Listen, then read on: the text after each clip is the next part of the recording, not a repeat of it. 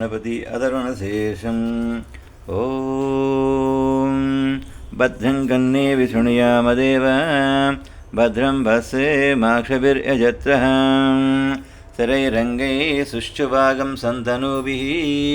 विषेमा देवहितं यदायुः स्वस्ति न इन्द्रो रुद्रस्रवः स्वस्ति न पूषा विश्ववेदा स्वस्ति नस्यार्क्यो अरिष्टनेमिः स्वस्ति नो बृहस्पतिर्दधातु। ॐ शान्ति शान्ति शान्तिः।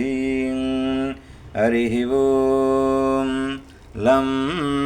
नमस्ते गणपतिये त्वमेव प्रत्यक्षं त्वमसि त्वमेव केवलं कर्तासि त्वमेव केवलं धर्तासि त्वमेव केवलं हर्तासि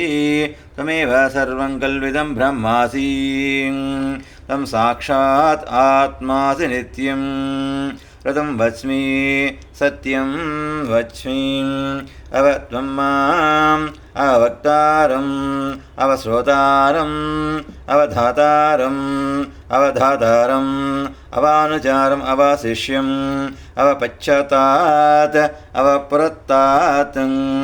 अवोत्तरातात् अवदक्षिणातात् अवऊर्ध्वातात् अवधरातात् सर्वतो मां पाहि पाहि समन्तात् तं वाङ्मयः त्वं चिन्मयः त्वम् आनन्दमयः त्वं ब्रह्ममयः त्वं सच्चिदानन्दम् अद्वितीयोऽसि त्वं प्रत्यक्षं ब्रह्मासि त्वं ज्ञानमयो विज्ञानमयोऽसि सर्वं जगदिदं त्वत्तो जायते सर्वं जगदिदं त्वत्तिष्ठति सर्वं जगदिदं त्वयि लयमेषति सर्वं जगदिदं त्वयि प्रत्येषि त्वं भूमिरापो नलो निलो नभः त्वं चत्वारि वाक्पदानि त्वं गुणत्रयातीतः त्वं देहत्रयातीतः त्वं कालत्रयातीतः त्वं मूलाधारासितोऽसि नित्यं त्वं शक्तित्रयात्मकः त्वां योगिनो ध्यायन्ति नित्यं त्वं ब्रह्मा त्वं विष्णु त्वं रुद्र त्वं इन्द्र त्वं अग्नि त्वं वायुः त्वं सूर्यः त्वं चन्द्रमा त्वं ब्रह्मा भूर्भुवस्वरो गणादिं पूर्वमुच्चार्य वर्णादिं तदनन्तरम् अनुस्वारः वरदरः अर्धेन्द्ररहितं तारेण रुद्धम् एतत्तम् अनुस्वरूपं गकारः पूर्वरूपम् अकारो मध्यमरूपम् अनुस्वारचान्द्ररूपं बिन्दुः उत्तररूपं नादः सन्धानं संहिता सन्धिः सैषा गणेशविद्या गणकऋषिः निश्चिद्गायत्री चन्द्रः गणपतिदेवता ॐ गं गणपतिये नमः एकदन्ताय विद्महे वक्रतुण्डाय धीमहि तन्नो दन्ती प्रचोदयात् एकदन्तं चतुर्हस्तं पाशम् अङ्कुशधारिणं रथं च वरदं हस्तैः बिभ्राणं मूषकध्वजं रक्तं लम्बोदरं शूर्पकर्णकं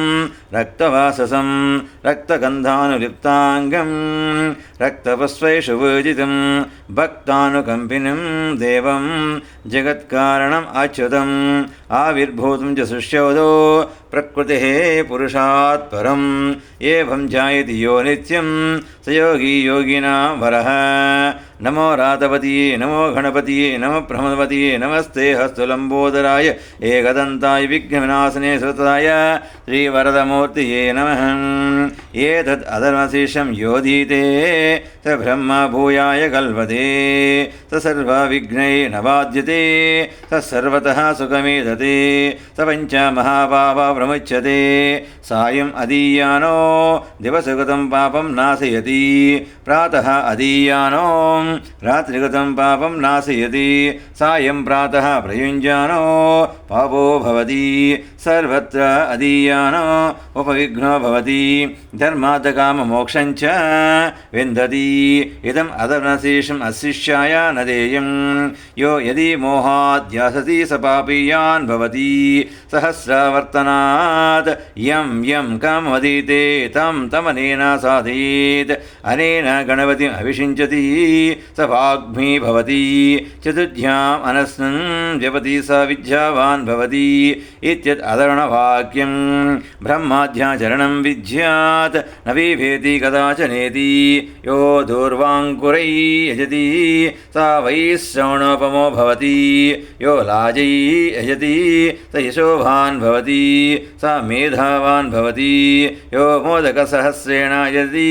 स वाञ्छितफलम् अवाप्नोति यः साध्यासमिद्भिर्यजति स सर्वं लभते अष्टौ ब्राह्मणान् सम्यग्र ग्राहयित्वा सूर्यवच्चस्वी भवति सूर्यग्रहे महानद्यां प्रतिमासान्निधौ वा जप्ता सिद्धमन्त्रो भवति महाविघ्ना प्रमुच्यते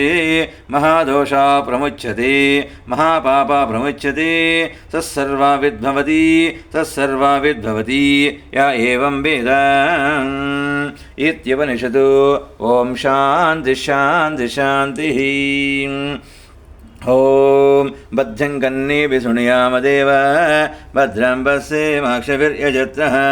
स्थिरैरङ्गैः सुष्ठुभागं सन्तनूभिः विषेमा देवहितं यदायुः स्वस्ति न इन्द्रो रुद्रस्रवः स्वस्ति न पूषा विश्ववेद स्वस्ति नश्चार्क्यो अरिष्टनेमिः स्वस्ति नो बृहस्पतिर्दधातुः ॐ शान्ति शान्ति शान्तिः हरिः ओम्।